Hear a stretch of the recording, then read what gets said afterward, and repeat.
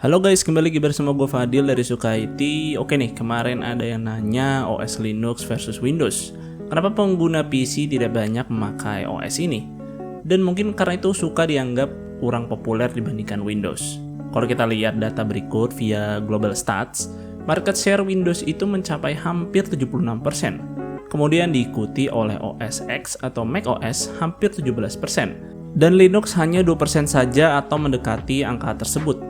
Wah, berarti Windows itu paling berjaya nih di dunia PC. Apa karena OS-nya paling bagus? Untuk OS seperti Android dan iOS yang bahkan juga bagian dari Apple like macOS, tidak termasuk dalam data tersebut ya, karena kedua OS tersebut termasuk di dalam pasar smartphone dan mobile device. Jadi kita fokus dulu untuk pasar PC. Apa sih yang membuat Windows dan Linux itu berbeda? Sekalian aja nih, gua bahas sekaligus macOS untuk membahas perbedaan ketiga OS tersebut. Tentu dong, apalagi yang dapat membuat Windows begitu populer? Tentu saja gaming. Begitu banyaknya library game yang dapat dimainkan oleh perangkat Windows, yang kalau ditotal semua nih, bahkan bisa mengalahkan jumlah game yang ada di perangkat konsol. Belum lagi divisi gaming milik Microsoft yaitu Xbox juga menyediakan layanan untuk memainkan game-game Xbox lewat Xbox Game Pass. Bahkan kita pun dapat memainkan beberapa game konsol menggunakan emulator. Jadi potensi gaming di perangkat Windows ini tuh sangat-sangat luas. Masih berbicara soal gaming, tentu bukan memainkan game aja. Ada berbagai teknologi game yang juga dapat didukung oleh perangkat Windows, seperti real-time ray tracing yang bahkan teknologi ini berjalan menggunakan API dari Windows sendiri, yaitu DirectX. Dan masih banyak lagi teknologi game yang dapat didukung oleh perangkat Windows.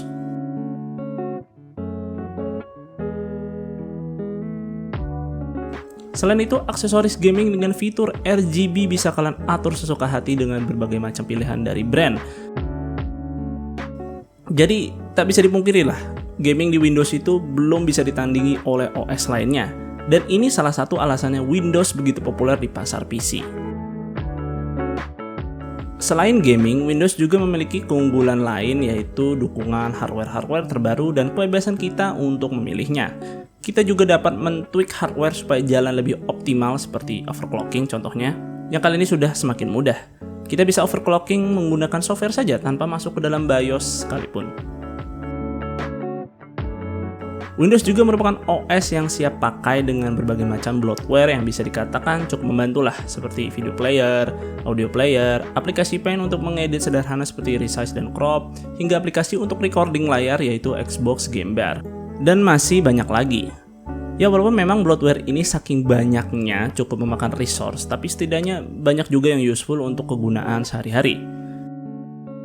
Berdasarkan hal tersebut, Windows bisa memenuhi kebutuhan mainstream, maka dari itu OS ini begitu populer untuk khalayak umum.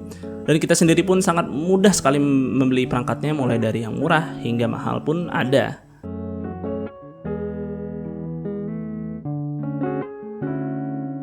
Oke. Ini dia OS yang serupa dengan Windows. Dalam artian, kita bisa menginstal OS ini ke berbagai macam perangkat PC yang kita inginkan. Walaupun begitu, memang agak jarang orang yang menggunakan OS ini. Windows tentu lebih populer selain kelebihan yang gue sebutkan di atas. OS ini dimiliki oleh perusahaan Microsoft, yang tentu saja promosi dan distribusi OS ini sangat luas hingga dikenal di mana-mana.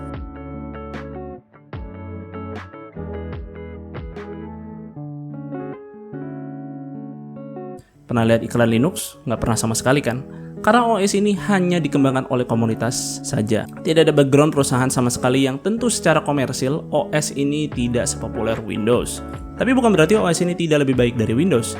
Spoiler dikit aja nih, Linux itu jauh lebih powerful dari Windows. Kenapa? Ini alasannya. Linux merupakan OS open source yang berarti siapapun dapat memodifikasi OS ini untuk kepentingan pribadi sesuai dengan use case yang dibutuhkan. Maka dari itu kalau berbicara soal Linux, OS ini nggak hanya ada satu jenis aja, melainkan banyak sekali macamnya yang dibuat oleh berbagai macam pihak dan jenis-jenis OS ini disebut sebagai distro. Distro ini bahkan bisa dibilang sebagai OS sendiri karena setiap distro punya keunggulannya masing-masing. Beberapa contohnya adalah Ubuntu yang merupakan distro Linux paling dikenal karena fungsi yang cukup mainstream. Kemudian ada Linux Mint yang memiliki interface serupa dengan Windows. Ada Chrome OS besutan Google yang juga berbasis Linux. hingga kelas server seperti Ubuntu Server dan Red Hat. Dan masih banyak lagi macamnya yang jumlahnya sangat banyak sekali. FYI aja nih, buat yang kalian belum tahu, Android juga berbasis Linux karena menggunakan kernel milik Linux. Hanya saja kernelnya sudah dimodifikasi sedemikian rupa agar berjalan baik pada perangkat smartphone. Nah, distro-distro ini yang membuat orang-orang awam termasuk gua kurang familiar dengan OS Linux. Mungkin kebanyakan orang hanya mengenal satu atau dua dari banyaknya distro tersebut. Hal ini yang membuat OS Linux juga kurang dikenal untuk khalayak umum. Selain itu, OS ini tidak diperuntukkan untuk orang yang ingin punya perangkat untuk sekedar pemakaian umum seperti gaming, streaming, browsing, dan produktivitas sekedar ngetik-ngetik aja. Ya walaupun OS ini bisa, tapi ada berbagai macam hal lainnya yang memang penggunanya tidak semudah Windows. Justru OS Linux sendiri jauh lebih mengarah ke penggunaan yang lebih luas. Sekali lagi nih, karena sifat Linux yang open source selain dapat dibentuk ke berbagai macam distro, OS ini dapat dijalankan oleh berbagai macam perangkat mulai dari contohnya tadi smartphone via Android, sampai ke perangkat sekecil jari tangan hingga sekelas superkomputer. Linux dapat dibuat menjadi sangat minim resource hingga menjadi OS yang dapat menjalankan satu buah instruksi saja untuk memenuhi satu kebutuhan. Mulai dari perangkat IoT hingga self-driving car, bahkan Microsoft pun memiliki distro Linuxnya sendiri untuk menjalankan Microsoft Azure milik mereka. Lucu ya, padahal mereka punya Windows tapi malah pakai Linux. Karena Linux sendiri memang didukung oleh banyak sekali perusahaan IT yang dikenal sebagai Linux Foundation. Linux Foundation merupakan perusahaan non-profit yang bertujuan untuk menstandarisasi OS ini agar digunakan oleh berbagai macam perangkat, yang tentu saja bukan hanya PC, namun jauh lebih luas dari itu. Dan itulah istimewanya Linux sebagai OS. Walaupun tidak populer di pasar PC seperti Windows, bukan berarti OS ini penggunanya minim. Justru malah jangkauannya jauh lebih luas yang mungkin saja sudah kita rasakan dalam kehidupan sehari-hari namun tidak menyadarinya. Seperti yang kita lihat, OS ini menduduki peringkat kedua dalam market share PC. Tetapi sayangnya selisih persentasenya masih sangat jauh dari Windows sendiri. Mengapa macOS tidak sebanyak pengguna Windows? Alasannya ya karena OS ini hanya eksklusif untuk perangkat Apple, seperti MacBook dan iMac, yang harganya aja membuat kita berpikir mending rakit PC. Tapi tentu perangkat macOS punya kelebihannya sendiri. Harga premium tersebut dibalut dengan kemudahan kita untuk memilih perangkat yang tepat, khususnya orang yang kurang memahami hardware komputer. Segmentasi perangkat macOS tidak seluas perangkat Windows yang mana ada berbagai macam brand dengan spek yang berbeda-beda. Kalau di macOS misalnya MacBook, ya cuma ada MacBook Air dan Pro. Nah, diferensiasi seperti ini juga membuat orang yang tidak paham mengenai hardware sama sekali juga tahu kalau yang Pro itu lebih powerful dari Air. Segmentasi yang tidak banyak dan eksklusivitas ini juga membuat macOS sangat-sangat optimis. Ya karena kedua hardware dan software diciptakan oleh Apple sendiri kan. Bicara soal optimalisasi ini, kita bisa lihat betapa kencangnya itu chip Apple M1 di dalam MacBook Air yang bisa menyamai MacBook dengan CPU Intel. Ya mungkin pembahasan ini akan gue gali lebih dalam untuk video terpisah yaitu x86 versus ARM. Berbicara soal Apple, tentu saja memiliki kelebihan pada ekosistem milik mereka. Apple tak hanya membuat produk iMac dan MacBook untuk pasar PC atau desktop. Selain itu ada perangkat mobile seperti iPhone dan iPad serta Apple Watch. Semua perangkat tersebut dapat terintegrasi dengan baik, maka dari itu membentuk ekosistem milik Apple. Contohnya saja berkat transisi Apple ke CPU ARM membuat perangkat MacBook mereka bisa menjalankan aplikasi iPad secara natif.